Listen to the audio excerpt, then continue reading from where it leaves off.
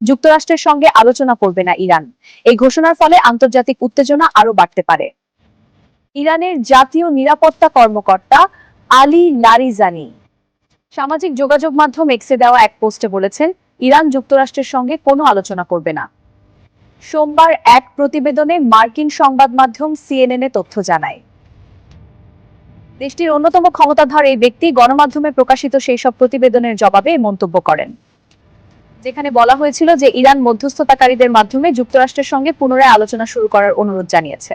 যুক্তরাষ্ট্রের president Donald Trump তার মিথ্যা আশ্বাস দিয়ে অঞ্চলটিকে বিশৃঙ্খলার মধ্যে ঠেলে দিয়েছেন এবং এখন মার্কিন সেনাদের আরও হতাহতের আশঙ্কায় উদ্বিগ্ন, বলেন লারিজানি, এবং ইসরায়েলের ক্ষমতার আকাঙ্ক্ষার জন্য মার্কিন সেনাদের বলি দিচ্ছেন।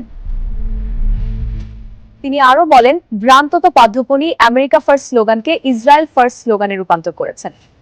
সর্বোচ্চ নেতা আয়াতুল্লাহ আলী খামেনির ঘনিষ্ঠ উপদেষ্টা ছিলেন লারিজানি। তিনি বলেন, ইরানি বাহিনী আগ্রাসন শুরু করেনি। এতক্ষণ সাথে থাকার জন্য ধন্যবাদ। সব ধরনের সংবাদ পেতে আমাদের সাথেই থাকুন।